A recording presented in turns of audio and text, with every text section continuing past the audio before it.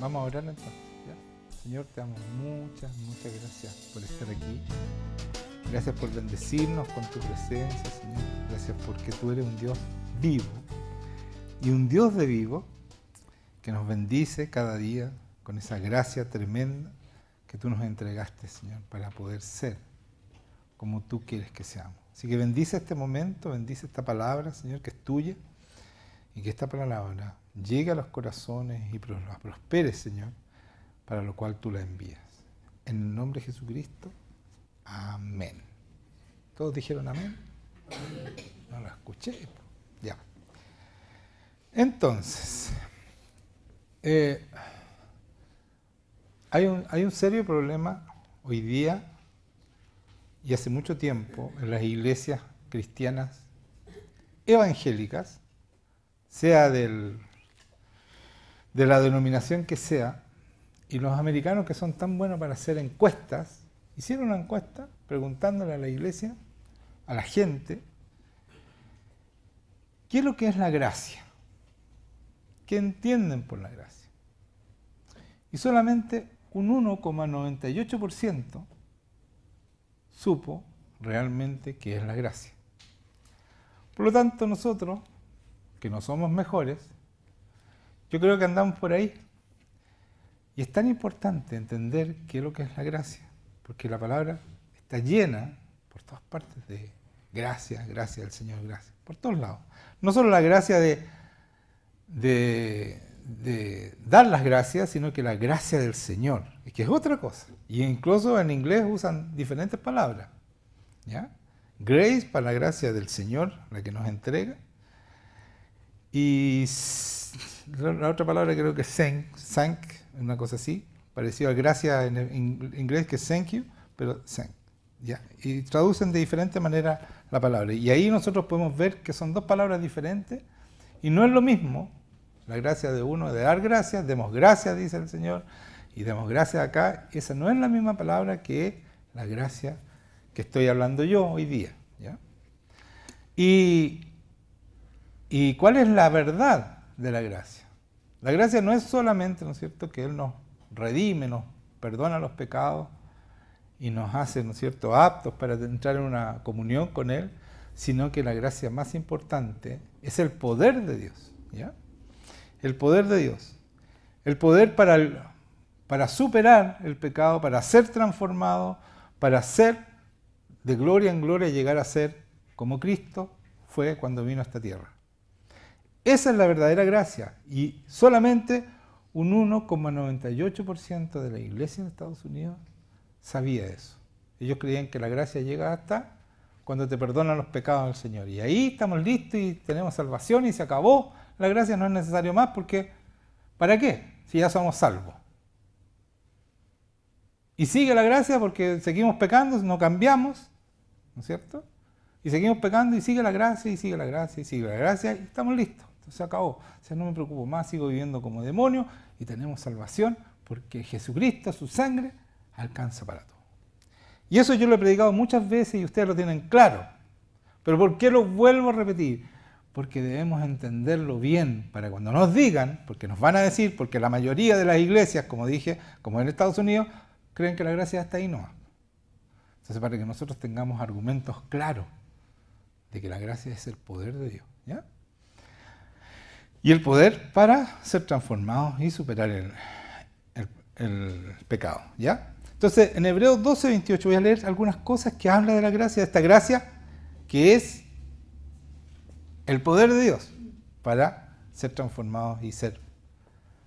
Y es tan importante esto, porque esto hace que nosotros seamos separados entre espirituales e intelectuales. Porque los intelectuales no necesitan la gracia porque lo saben todo, entonces ellos creen que hasta ahí nomás, porque la gracia, que ese poder que nos cambia, que nos transforma, es del Espíritu. El Espíritu, el poder del Espíritu Santo. Entonces, la gente se divide en dos, pues unos que creen que no necesitamos porque basta con una oración y depende de nosotros porque ya la sangre está ahí y seguimos nomás y pecamos y hacemos lo que queremos y la sangre nos perdona y nos limpia y nos vuelve a limpiar y nos vuelve a limpiar. Entonces, esos son los intelectuales. Entonces la palabra es todo, porque el Espíritu Santo ya no actúa. ¿Me entienden? Entonces, estamos separados entre ese, imagínense, 1,98% son espirituales. Los otros creen que la gracia es. ¿Se dan cuenta, no? Lo importante que es entender la diferencia entre la gracia, el poder, y la gracia, esa gracia primera, ¿no es cierto?, que nos saca, ¿no es cierto?, de las garras, de la oscuridad de Satanás, nos toma el Señor y nos pone bajo su luz admirable, sin que nosotros tengamos ningún mérito, por eso es gracia. Y después viene el Espíritu Santo y nos toma y nos va transformando de gloria en gloria hasta llegar a la misma imagen de Dios, de Jesucristo, y por lo tanto también es gracia, porque nosotros no lo podemos hacer solos, no podemos vencer el pecado, no podemos hacer lo que Dios hace, no podemos hacer señales y prodigios, porque solamente eso el Espíritu Santo es lo que lo hace. Y esa es la diferencia entre un intelectual y un espiritual, ¿ya? Y en Hebreo dice, así que recibiendo nosotros un reino, Hebreos 12:28, así que recibiendo nosotros un reino inconmovible, esto lo leí creo que en 4 prédicas, esta misma palabra, ¿ya? Lo estoy leyendo todo el tiempo porque tienen que tener claro que el Señor nos entrega un reino inconmovible, un reino que no se puede alterar, no se puede tocar, no se puede cambiar. Eso es inconmovible.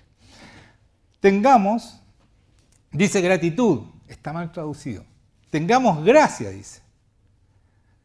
O retengamos la gracia, dicen algunos. Otras, las mejores traducciones. Retengamos la gracia y mediante ella sirvamos a Dios agradándole con temor y reverencia. Sin la gracia, sin el poder de Dios, nosotros no podemos ver.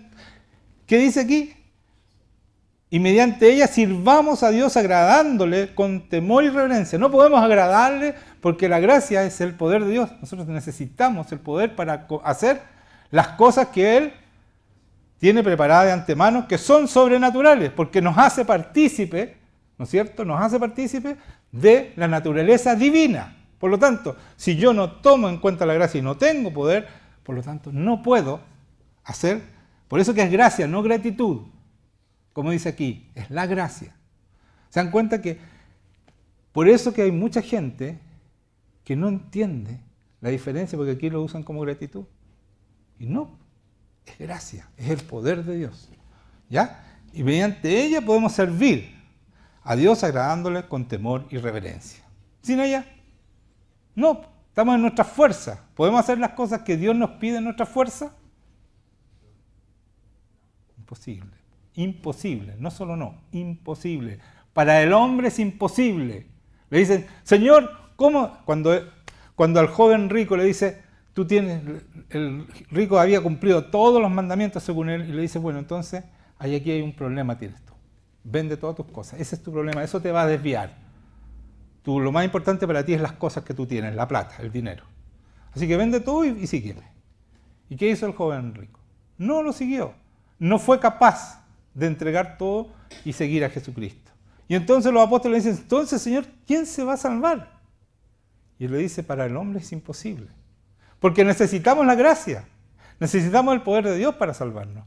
Por eso que aquí dice claramente, mediante ella sirvamos a Dios agradándole con temor y reverencia. Sin esa gracia es imposible. Por lo tanto, si nosotros somos intelectuales, nunca vamos a agradar a Dios, aunque nos sepamos de memoria y saquemos conclusiones y digamos filosofía de esta palabra, no sirve, no se van a salvar, porque se necesita gracia, este poder de Dios, ¿ya? En Hechos 20:32 vamos a leer ciertas palabras que ahí muestran la gracia es poder, no solo el regalo nomás, ¿cierto? El poder de Dios para nosotros.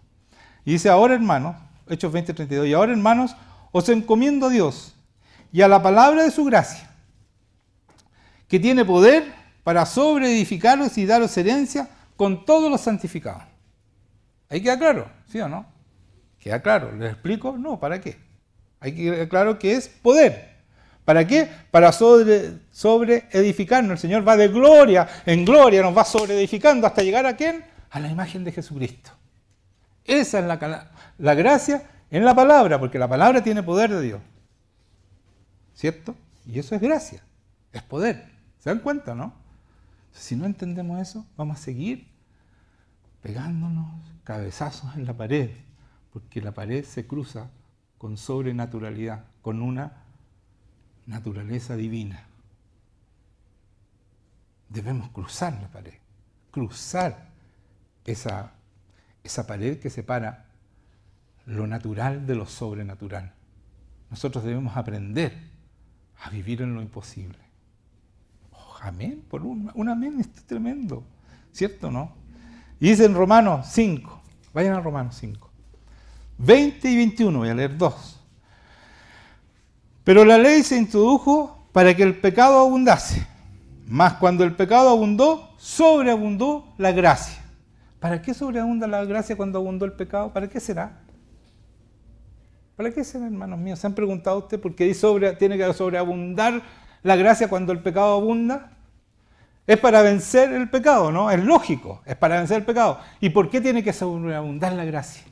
Porque nosotros no podemos, sabemos que no podemos, ¿sí o no? ¿Saben ustedes que no pueden solos? No pueden vencer el pecado. Por lo tanto, ¿cuál es el secreto para vencer el pecado? La gracia, recibir este poder de Dios. Entender que yo no puedo solo, que necesito a Dios para vencer el pecado. Qué lindo, ¿no? ¿Se dan cuenta? Y eso en Estados Unidos, imagínense en el problema que está Estados Unidos. Eso lo dijo un pastor, yo lo escuché claramente, dijo, 1,98% saben que la gracia es poder de Dios. O sea, los demás están en sus fuerzas, frustrados porque no pueden vencer el pecado, porque no pueden ser como Dios les pide que sean. Y muchos de ustedes, si no saben esto y no lo están viviendo, van a vivir frustrados también. Es una frustración tremenda. Entonces yo tengo que ser más intelectual y más intelectual porque quiero alcanzar lo que no puedo alcanzar. Y sacan doctorado y sacan de todas estas cosas y no hay caso. Porque se necesita la gracia, el poder de Dios. Después voy a decir esto, que no se me olvide, pero no es el momento. Después dice, leí el 20, ahora el 21, para que sí, como el pecado reinó para muerte, así también la gracia reine para la justicia. La gracia reine para la rectitud, porque esa es la palabra justicia, para hacer las cosas bien, para dejar el pecado. ¿Entienden o no? ¿Tengo razón o no? ¿Tan claro, no? ¿Cierto? Ya, porque los veo como, ¿será o no será así? Y para la gracia reine por la rectitud, ¿para qué? Para vida eterna. O sea, sin gracia no tenemos rectitud, por lo tanto, no llegamos a la vida eterna. Imagínense los problemas que están en las iglesias, al no tomar en consideración que la gracia es poder de Dios, para transformación, para santificación, para vida eterna. Creyendo que no tengo que hacer nada. No, el Espíritu Santo no tiene nada más que hacer. No funciona ahora. Bautistas, que yo lo he escuchado, que hemos discutido este tema, ¿creen eso? Hay otros bautistas que no, pero hay bautistas que simplemente el Espíritu Santo ya no funciona. Y son grandes hombres de Dios y todo el mundo los sigue. Si eso es lo terrible. Y están llevando toda esa pobre gente al infierno. Y por eso lo digo aquí, sin temor a equivocarme. Para todos esos que escuchan, salgan de ahí donde están diciéndole que la gracia es, démosle nomás, matemos nomás. Hagamos lo que queramos. O no, matar no, porque es muy grande el pecado, pero ¿por qué no? Si es igual que fornicar, es igual que robar, es lo mismo. Matemos entonces, por eso están matando, por eso que el aborto hoy día es un hecho en nuestro país, porque van a matar. Si no importa, si relativicemos todo. Después vamos a matar a los viejos, después a los que nacen enfermos, no sé, vamos a asesinar a todo el mundo. Si una mamá es capaz de matar a su propio hijo, ¿qué más se le puede pedir a una sociedad así? ¿Qué más se le puede exigir? Entonces, después de esto,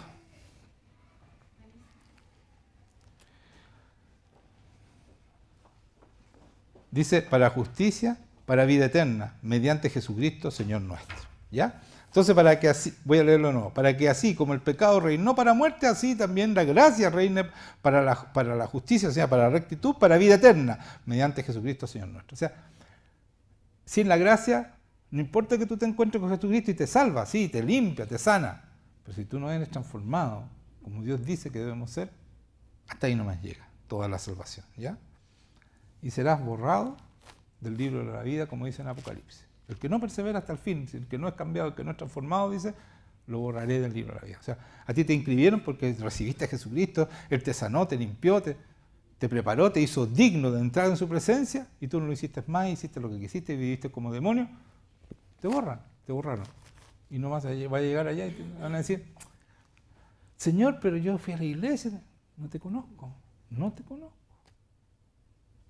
Y ahí va a venir el crujir, el lloro y crujir de dientes, como dice la Biblia. ¿Ya? Hebreos 10:29. Miren lo que dice aquí. Aquí está, ¿ya? Para que esta es la comprobación más clara y más cierta, y todas las palabras que he dicho antes también. Pero miren lo que dice aquí. ¿Cuánto? Está hablando del que peca deliberadamente. El que cree que la gracia, sí, la sangre de Cristo, ya me salvó, no tengo nada más que hacer. Es solamente gracia, solamente palabra, solamente. Señor, el Espíritu Santo, el Señor lo mandó ¿para qué? ¿Para que nos mirara? Porque eso predican, solo palabras, solo que acabo de decirlo. Solo palabra, solo justicia. Algo más dije, pero ya, bueno, se me fue la onda. Ya, pero lo importante es lo que dice aquí. El que peca deliberadamente está hablando. ¿Cuánto mayor castigo pensáis que merecerá el que pisoteare al Hijo de Dios? O sea, cuando tú pecas deliberadamente, pisoteas al Hijo de Dios. Y tuviere por inmunda la sangre del pacto en la cual fue santificado. O sea, tú ensucias esta sangre que el Señor te limpió, ¿no es cierto? Que te hizo salvo para poder entrar a su presencia. O sea, te limpió, no te hizo salvo, salvo es al final. Te limpió para entrar a su presencia, para poder tener esa comunión con Él, permanecer en Él, como prediqué la semana pasada, por todas partes era permanecer con Él, estar con Él, ¿cierto? Te hace limpio, te hace agradable a su presencia, se hace apto para entrar a su presencia, y tú la haces inmunda esa sangre, y después dice, e hicieres afrenta al espíritu ¿de qué es lo que dice? De gracia. El espíritu, el poder de Dios es el espíritu de gracia. Entonces tú lo afrentas. Cuando sigues pecando y pecando y pecando, lo estás afrentando porque es su trabajo. Tu trabajo es transformarte y hacerte vencer el pecado y ser digno de Jesucristo. Para tener una relación íntima. Por eso Jesucristo dice, permanece en mí. El que me ama, cumple mis mandamientos. Ese es el que permanece en mí. No el que sigue pecando, pecando, pecando y pecando. Por eso dice, le haces afrenta al espíritu de gracia. ¿Se dan cuenta? ¿Qué es lo que es la gracia? El poder de Dios para transformarnos. Ahí está clarísimo. Ahí es indiscutible. Para todos esos que creen que la gracia es solamente el perdón, el primer cierto encuentro con Cristo. Que te limpia tus pecados, pagó por todos tus pecados pasados, los pescó, los tiró al fondo del mar y nadie más te puede sacar en cara, oye, tú hiciste tal cosa porque el Señor ya te perdonó, fue borrado eso. Pero empieza una nueva vida con Él. Dejamos ese hombre viejo, ¿no es cierto?, que murió, mujer, ¿no es cierto?, que murió. Juntamente con Él fue crucificado para que esos pecados fueran perdonados y sanados y empezamos una vida nueva, empezamos a crecer y a ser transformados por esta gracia, que es el Espíritu Santo, ese espíritu de gracia, a llegar a ser como Jesucristo. En 2 Tesalonicenses 2:13 dice, pero nosotros debemos dar siempre gracias a Dios, esta es gracia de dar gracias, respecto a vosotros, hermanos, amados por el Señor, de que Dios os haya escogido desde el principio para salvación, mediante la santificación por el Espíritu, la fe y la verdad. Entonces, Él da gracias, pero no es la gracia de poder, pero da gracias a Dios. ¿Por qué leí esto? Porque el Señor, el que Dios os haya escogido, nos escogió desde el principio, ¿para qué? Para salvación. ¿Mediante qué? La santificación, ¿por quién? Por el Espíritu y la fe en la verdad. ¿Se dan cuenta?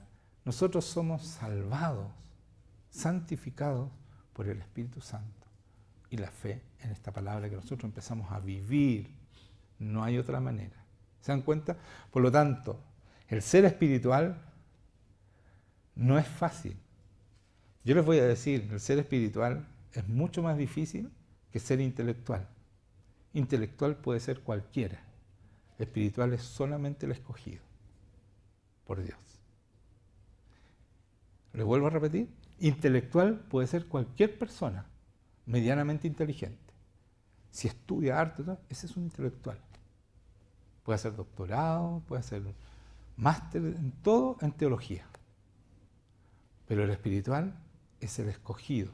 Por eso es que leí esto, porque hay de que Dios os haya escogido desde el principio para salvación, mediante la santificación por el Espíritu Santo, Espíritu Santo con mayúscula, y la fe en la verdad. Díganme que no es revelador esto que les estoy hablando. ¿Cierto o no? Todos ustedes que saben mucho, que han estado aquí años, esto es revelador.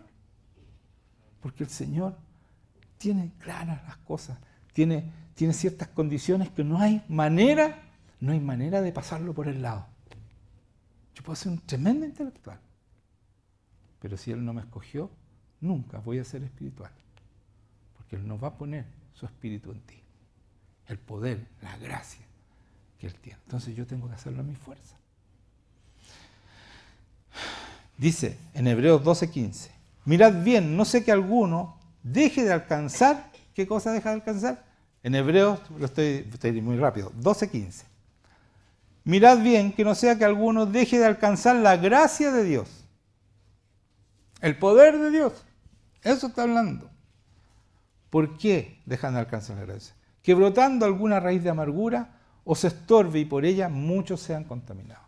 Una persona que tiene amargura no recibe la gracia de Dios. Por lo tanto se queda ahí. Absolutamente ahí, porque la amargura estorba lo que Dios quiere hacer en ti. No lo deja, no le permite la amargura hacer lo que tiene que hacer contigo.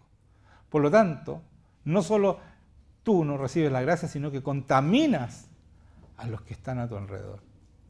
Y eso tiene mucho que ver con la gente que es resentida. La gente resentida, que usa tanto la política, ¿no es cierto? A los resentidos lo usan, sobre todo la izquierda usa a los resentidos para ir en contra, que somos el pueblo. Escuchaba recién un candidato no sé de qué partido es, pero el más de izquierda, no me acuerdo el nombre ahora.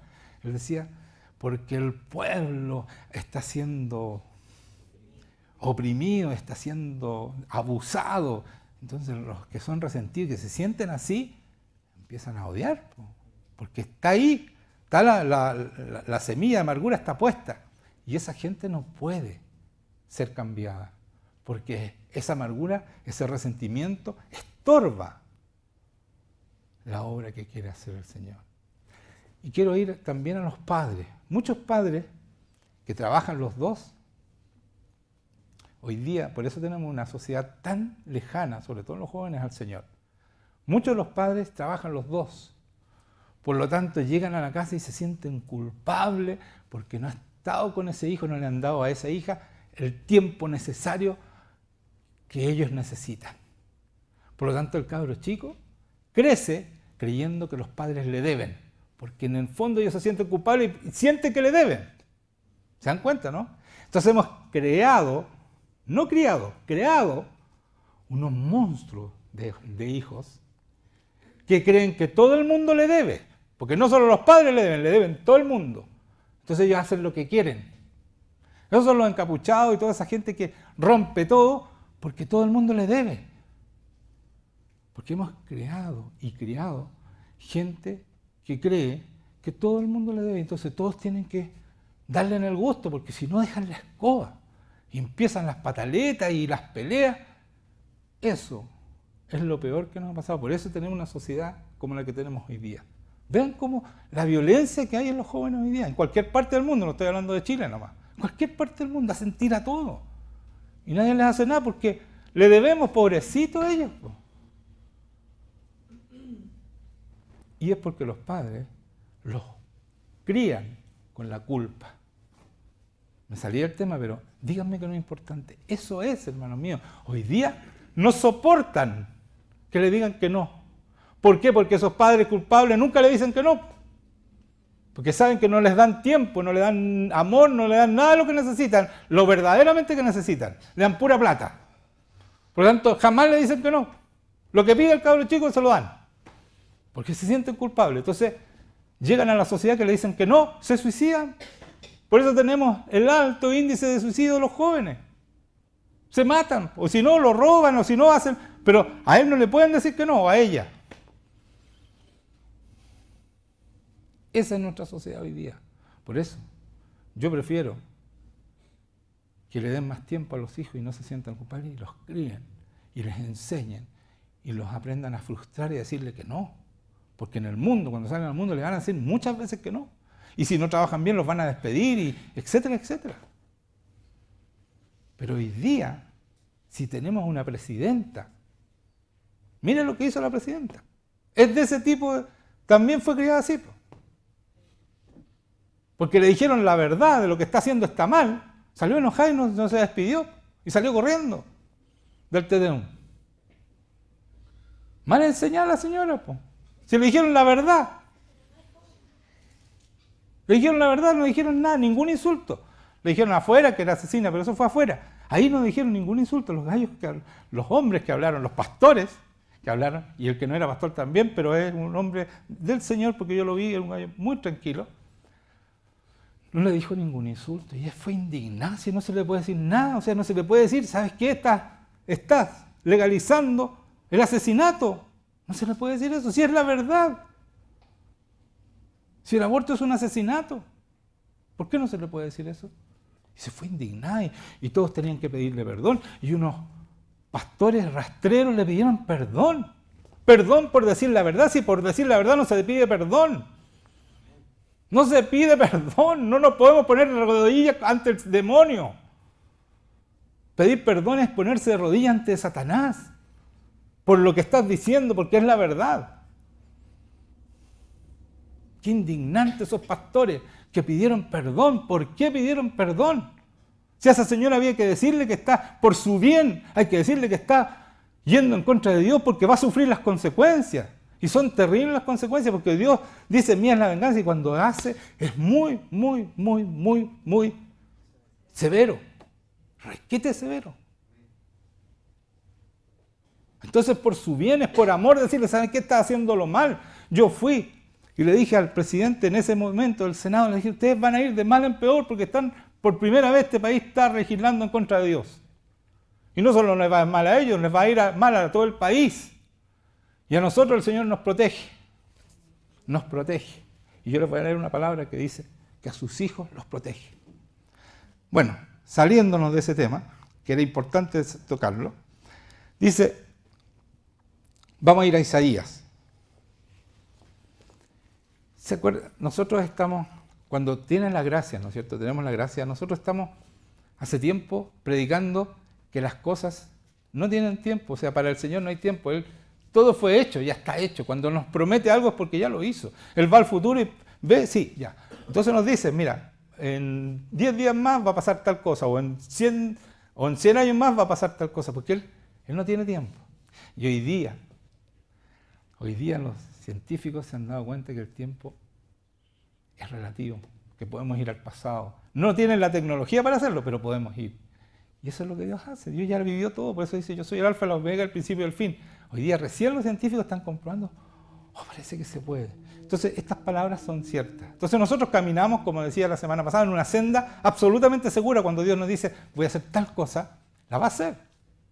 Este país no es de los políticos, es de Dios. Porque ya es de Él, es de Jesucristo.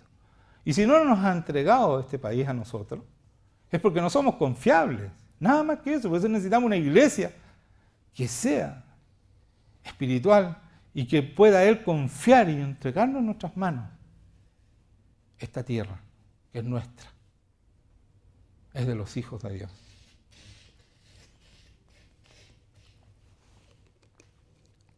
Entonces, si vamos a Isaías 54, quiero leer esto porque es tan entretenido ver cómo Dios está tan seguro de todo lo que hace.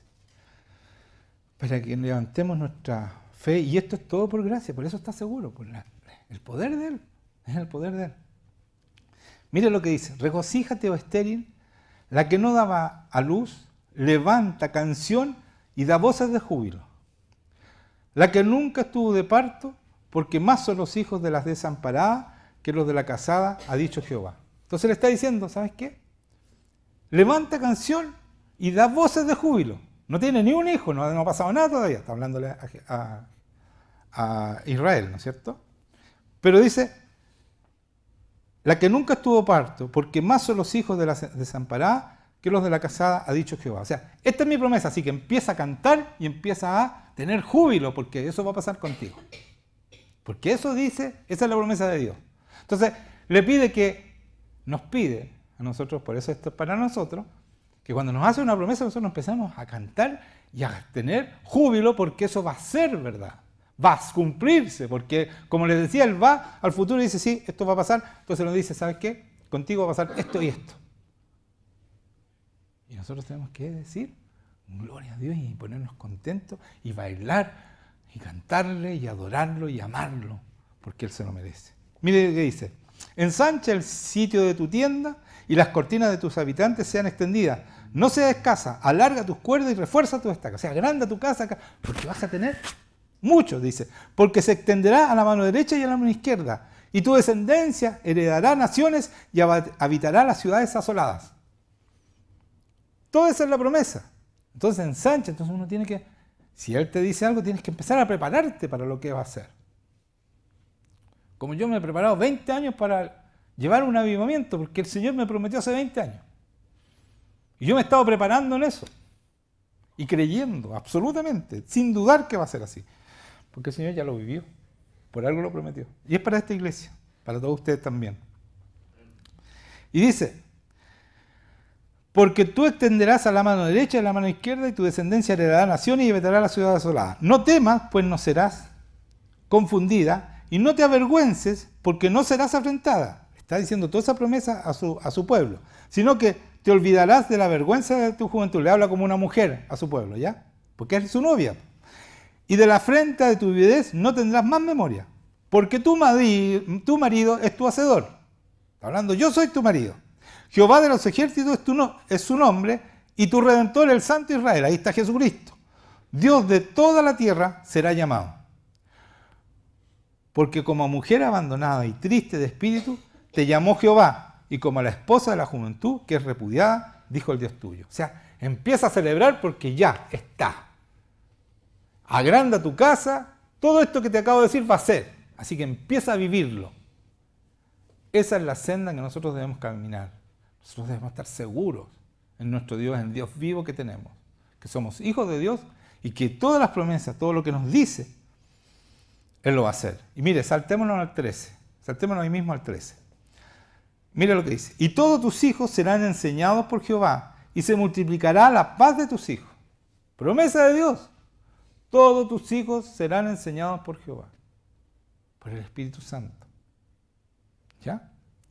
Dice, mire lo que dice el 14. Con justicia serás adornada.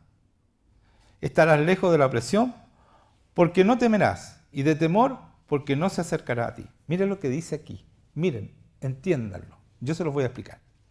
Dice, con justicia serás adornada, ¿cierto? Con rectitud, haciendo las cosas bien, siendo una persona, un ejemplo para el mundo, ¿ya? Estarás lejos de opresión, porque no temerás. No habrá opresión sobre tu persona, ¿sabes por qué? Porque tú no temes. ¿Se fijan que pone después, porque no temerás? No habrá opresión sobre ti. ¿Sabes por qué no hay opresión sobre ti? Porque tú no tienes miedo. Porque sabes que yo estoy contigo. ¿Se dan cuenta que da vuelta a las cosas? ¿Habían entendido eso? Se los tengo que explicar, ¿no es cierto? Está bien, pero por eso hay que preguntarle al Espíritu Santo, porque Él nos va explicando. Mire, dice, con justicia serás adornada, estarás lejos de opresión, porque no temerás. Esa es la consecuencia, porque tú no tienes temor. Entonces no habrá opresión sobre ti. ¿Por qué voy a temer? Si Dios está conmigo. Es que está yendo mal esto, no importa. Dios está conmigo y me prometió que nunca me va a faltar nada. Y no me va a faltar, por ejemplo, algo económico, estamos hablando. Pero todo lo demás, es su promesa, es así. Voy a temer que no va a ser el avivamiento. ¿Por qué voy a temer? No, pues si va a ser. Si ya lo prometió el Señor no miente, Él ya vio el futuro, va a ser así. Ya lo vivió eso. Y mire lo que dice después de eso. Porque no temerás y de temor, o sea, no sufrirás de temor tampoco, porque no se acercará a ti. No va a tener ni opresión, porque no temerás, y de temor tampoco vas a temer, porque no se acercará a ti. Si alguno conspirare contra ti, lo dice el Señor, lo hará sin mí. Pasó nada. ¿Puede el enemigo contra Dios? La única manera que nos puede afectar es que Dios permita que nos hagan algo. Pero aquí dice, si alguien conspira contra ti, lo hará sin mí. Y el que contra ti conspirare, delante de ti caerá. Porque como lo hace sin mí, va a caer delante tuyo. He aquí que yo hice al herrero que sopla las ascuas en el fuego y que saca las herramientas para su obra. Y yo he creado al destruidor para destruir. O sea, yo manejo todo el mundo. Hasta los que destruyen los manejo yo. Dice, y después el último, el 17, ninguna arma forjada contra ti prosperará. Y condenarás toda lengua que se levante contra ti en juicio. O sea, nadie va a poder hacerte daño. Y no solo eso, el que te pele, levantarás contra él juicio. El que te hable mal de ti va a sufrir las consecuencias. Esta es la herencia. ¿Y para quién es esta promesa? De los siervos de Jehová. En este caso de los hijos. Somos hijos nosotros. Y su salvación de mí vendrá, dijo Jehová. ¿Por qué dice de mí? Porque es su Hijo, ¿cierto? Es Jesucristo el que nos da la salvación. Por eso, y su salvación de mí vendrá. O sea, no hay ninguna equivocación aquí. Pero esto es para nosotros. Si nosotros no tememos, no habrá nadie que pueda en contra de nosotros. Es así. Porque Dios lo prometió. ¿Ya? Pero eso ocurre no con los intelectuales, ocurre con los espirituales. ¿Cierto? ¿Cierto, no? Porque yo no puedo confiar en Dios si no tengo una relación con Él, si no lo conozco. Yo tengo que tener una relación íntima con Él. Y para eso tengo que ser espiritual, porque tengo que pasar tiempo con el Espíritu Santo y poder escucharlo, ¿no es cierto? Poder discernir lo bueno y lo malo. Yo no puedo discernir si no lo escucho, ¿no es cierto? Porque así dice en la palabra en hebreo, ¿no es cierto? Que se han vuelto tardo para oír, y por eso tengo que darle leche. Pero a los que han, ¿no es cierto?, practicado, han ejercitado, ¿no es cierto?, el oír, a ellos han crecido, son grandes, y pueden discernir entre el mal y el bien. ¿Cierto? Entonces, cuando nosotros somos espirituales, hermanos míos, ser espiritual no es la jauja. Sí vas a tener salvación, pero ser espiritual es mucho más riesgoso en esta tierra. Estoy hablando de aquí, cuando vivimos aquí, tiene mucho más riesgo que ser intelectual. Ser intelectual, yo me aprendo esto, lo digo y no tengo que demostrarle nada a nadie.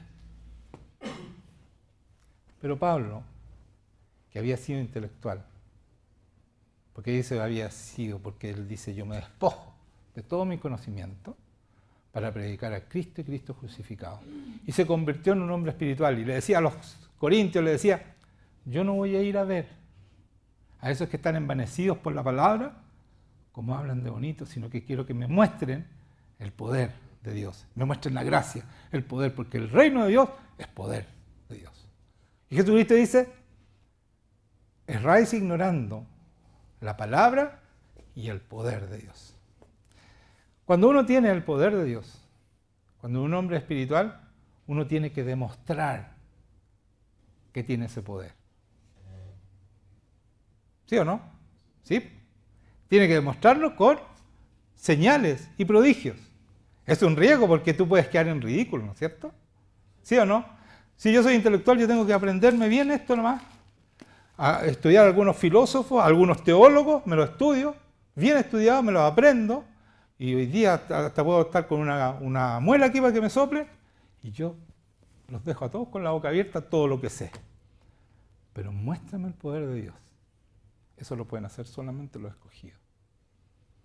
Y hay un riesgo, un riesgo grande, porque leamos David y Goliat.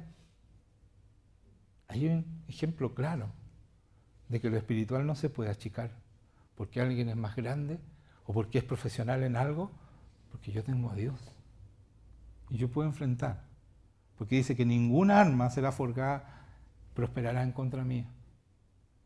Entonces yo no tengo miedo, no tengo temor a enfrentar al mundo por mi Dios. El intelectual no tiene que hacerlo. Por eso quiero que leamos una parte, ¿cierto? En 1 Samuel 17, quiero empezar en el 26. Me va a saltar toda esa parte, hay una parte muy larga, pero es que David, ¿no es cierto?, lo envía el papá a dejarle pan a sus 3 hijos mayores que estaban en la guerra, que eran guerreros, habían practicado la guerra, sabían de pelear, ¿no es cierto? Eran hombres del ejército de Israel que se preciaba de tener hombres valientes y muy buenos luchadores. Por eso ganaban también las guerras, no era solamente, Dios era parte muy importante de su estrategia, pero también ellos eran guerreros porque tenían el espíritu de Dios y por eso eran buenos guerreros, ¿ya? Entonces, en 1 Samuel 17-26, quiero empezar a leer. Sí. ¿Está bien o no? Ahí empieza, entonces habló David, ¿eso es? Ya, estamos bien entonces. Entonces habló David a los que estaban junto a él, diciendo, ¿qué harán al hombre que venciere a este filisteo y quitare el oprobio de Israel?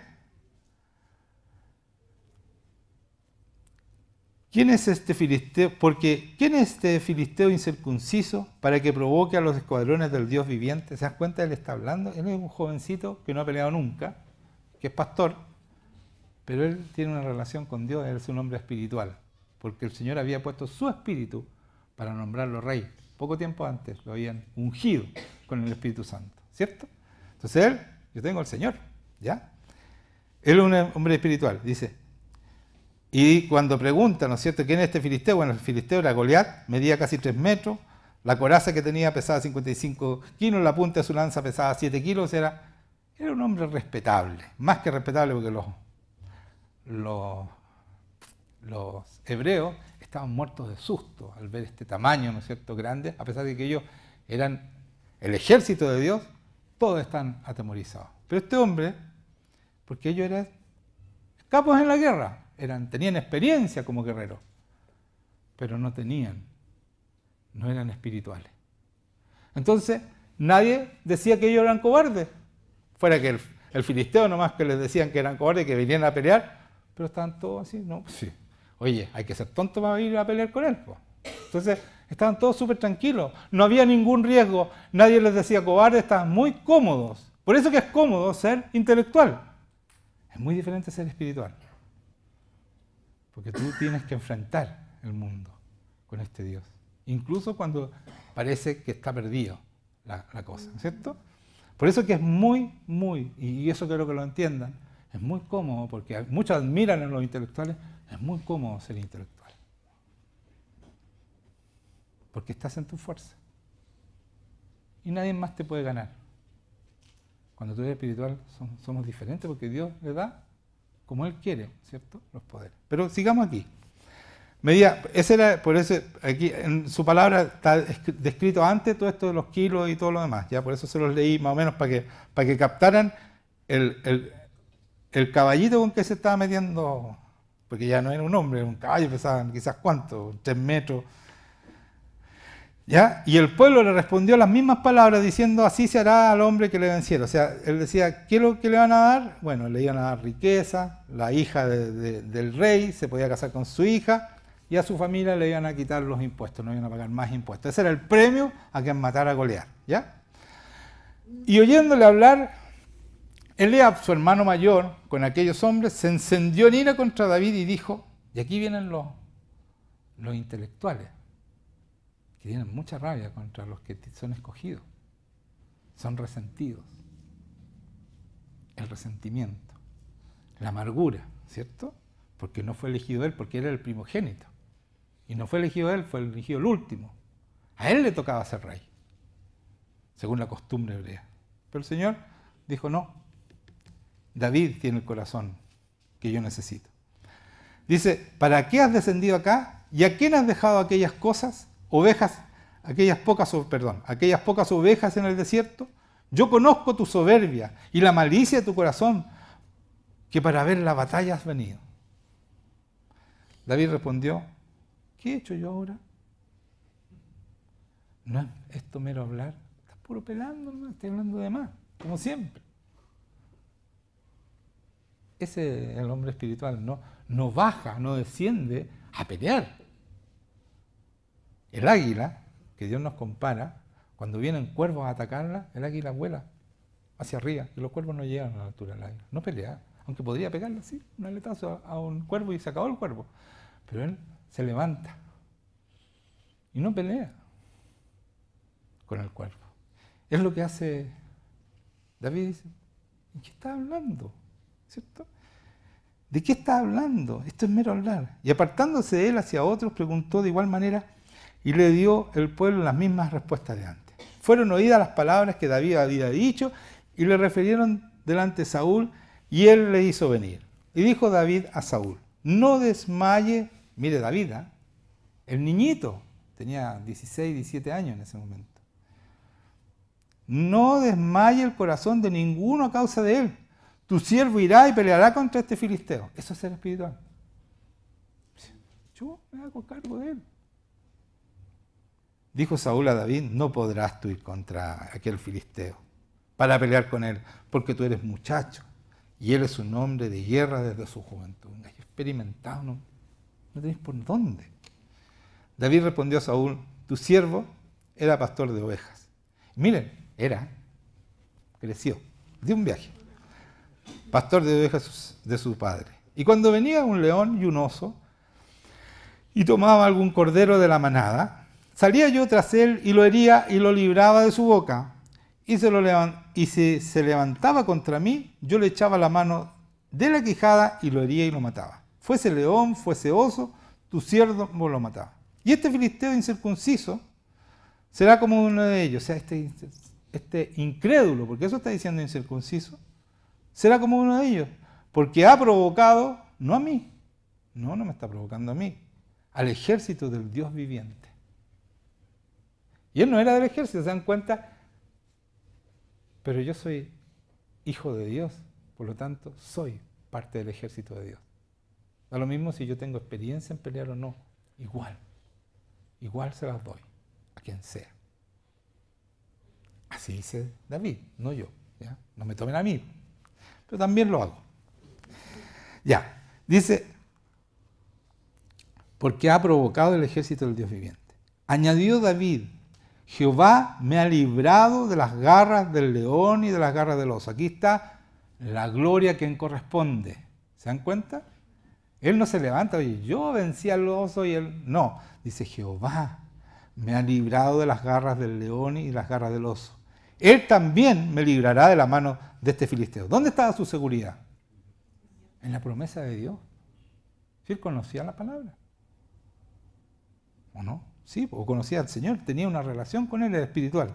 Y dijo Saúl a David, ve y Jehová esté contigo. Ahí Saúl dijo, no creía nada, ya, anda nomás. Ojalá no te pase nada, ¿cierto? Jehová esté contigo. No creía nada Saúl, pero no importa. Y Saúl vistió a David con su ropa y puso sobre su cabeza un casco de bronce y le armó de coraza. Y ciñó David su espada sobre sus vestidos y probó a andar, porque nunca había hecho la prueba, o sea, nunca se había puesto un traje de guerrero. Y dijo David a Saúl, yo no puedo andar con esto, porque nunca lo practiqué. Y David echó de sí aquellas cosas. Y tomó su cayado en su mano, escogió 5 piedras lisas del arroyo y las puso en el saco pastoril, en el zurrón que traía. Y tomó su honda en su mano y se fue hacia el filisteo. O sea, agarró lo que él sabía usar, su honda, ¿no es cierto?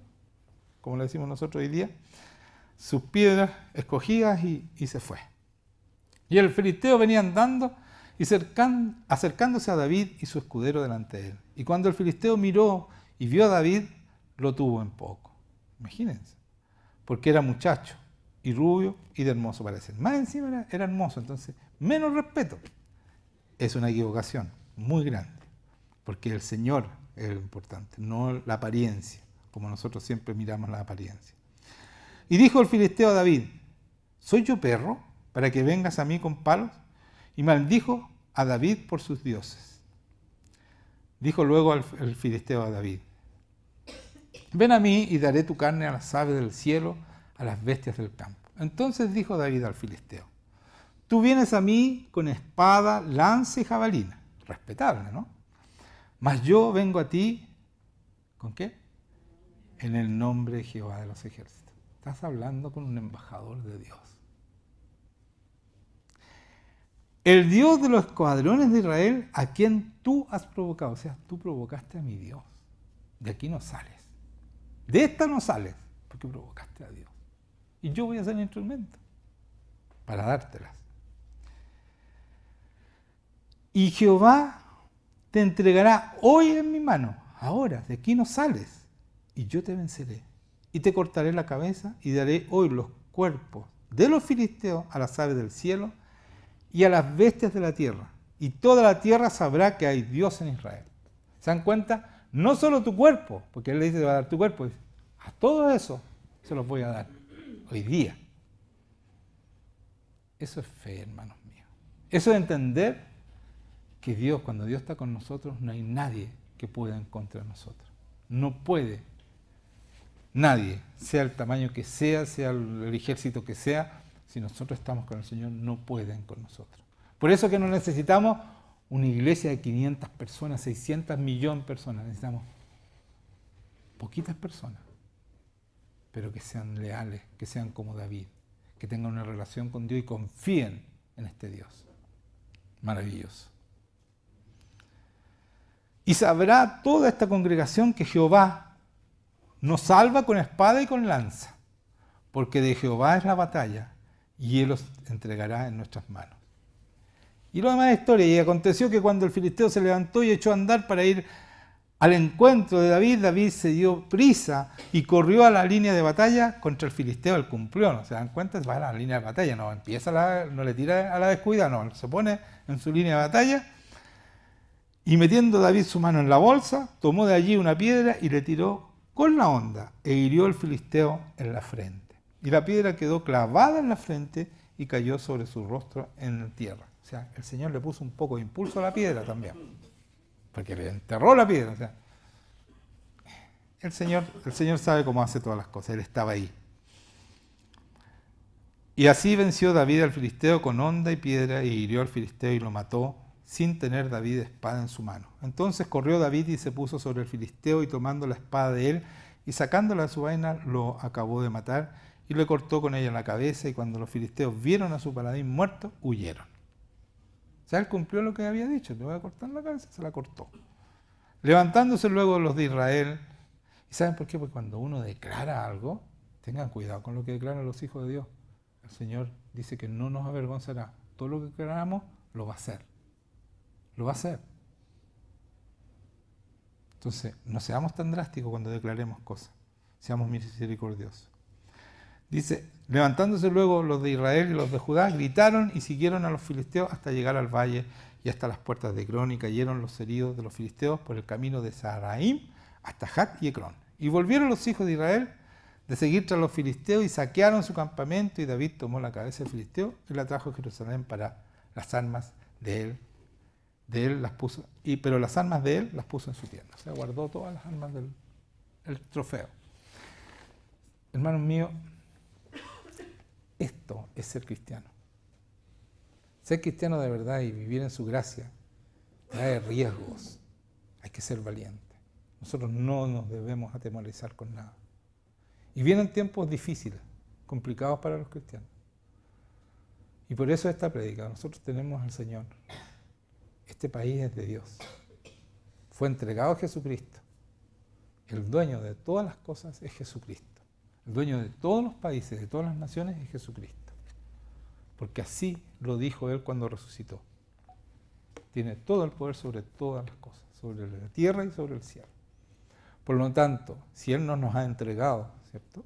Porque Él nos invitó a ir a ser discípulos a las naciones, y si no nos ha entregado a esta nación, es porque no hemos dado con la medida.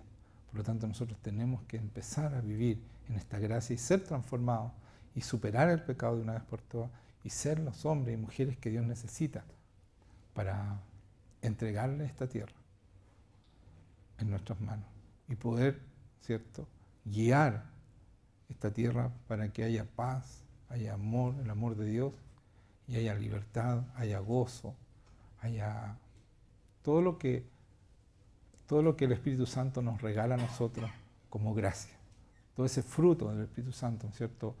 Fe, amor, paz, paciencia, benignidad, bondad, templanza y dominio propio. Todo eso es lo que cada persona debiera tener y poder repartir con generosidad a los demás. Ese amor profundo con cual Dios nos amó. Ese mismo amor está puesto en nuestros corazones.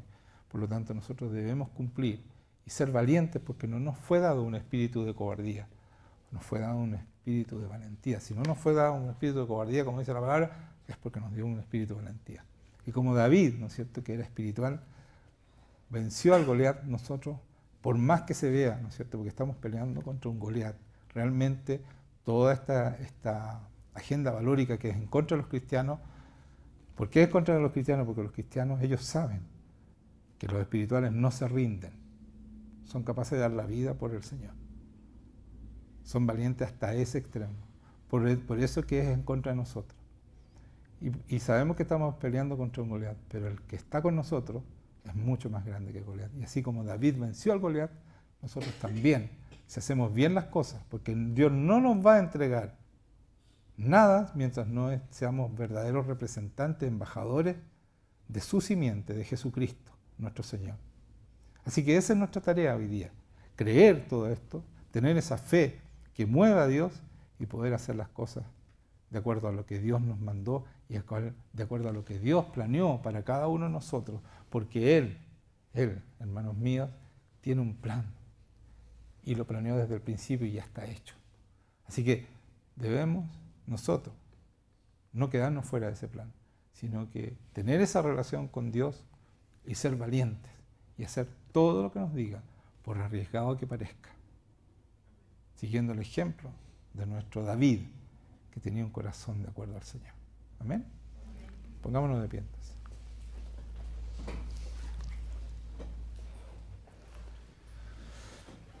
Te damos gracias, Señor, por estar con nosotros. Gracias por tu palabra que nos alienta, Señor, a ser como tú. Gracias por esa gracia tuya, Señor, que tú nos regalas para poder ser verdaderos representantes de tu Hijo Jesucristo y poder entregarnos, Señor, con todo ese amor que tú te entregaste. Señor, ayúdanos a ser como tú, a bendecir tu nombre, a glorificarte a ti, Señor. Ayúdanos a permanecer siempre en ti. Señor, corta toda resistencia que pueda haber en tu iglesia, Señor. Todo lo que no es tuyo. Señor, toda persona que esté todavía creyendo que no puede, Señor, sí puede, tú puedes. Tú puedes, no somos nosotros, es el Señor. Tenemos que entender, claro, como David dijo, es Dios en nosotros, no nosotros. No es nuestra fuerza, no es nuestra voluntad, es el Señor en nosotros. Y por eso el Señor, Pablo le decía, Señor, sácame este aguijón de la carne. Y el Señor le dijo, bástate con mi gracia. La gracia es el poder de Dios que podía sacarle ese aguijón y podía mitigar lo que estaba sufriendo. Le dice, bástate mi gracia porque mi poder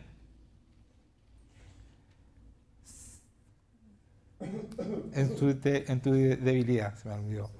Se perfecciona en tu debilidad, eso. Bástate mi gracia porque mi poder se perfecciona en tu debilidad. Entonces dice el Señor, que nosotros debemos entender que no es que nosotros seamos fuertes, sino que Él en nuestra debilidad pone su gracia, su poder para poder salir adelante, para poder hacer lo que Él necesita que nosotros hagamos. Es Él en nosotros. Porque si yo creo que soy yo, nunca le voy a dar la gloria a quien corresponde, al Señor Jesucristo.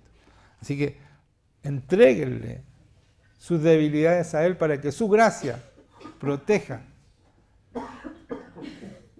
Entréguenle Señor, te entrego mis debilidades, para que tu gracia, tu poder se perfeccione en mí.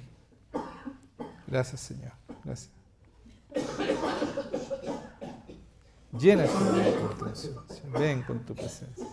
Santifica a tus hijos, Señor. Haces de un ejército, Señor, de muchos David, personas valientes, dispuestas a todo por ti, Señor. Así como tú diste la vida por nosotros, nosotros también, Señor, queremos ser valientes como tú fuiste, Señor. Y obedecer incluso hasta la muerte si es necesario. Si así tú lo decides, Señor, como hizo Jesucristo. Señor, bendice nuestras vidas, bendice nuestras familias, Señor. Bendice todo lo que vamos a hacer, Señor. Ayúdanos a ser como tú, Señor, a bendecir tu nombre, a glorificarte en cada momento de nuestras vidas, Señor. Y a permanecer en ti, porque es tan importante permanecer en ti, Señor. En el nombre de Jesucristo, ayúdanos, Señor. En el nombre de Jesucristo, que es nombre por sobre todo nombre, en quien nosotros encontramos la paz, el amor y la gracia tuya, Señor. Muchas gracias, Señor.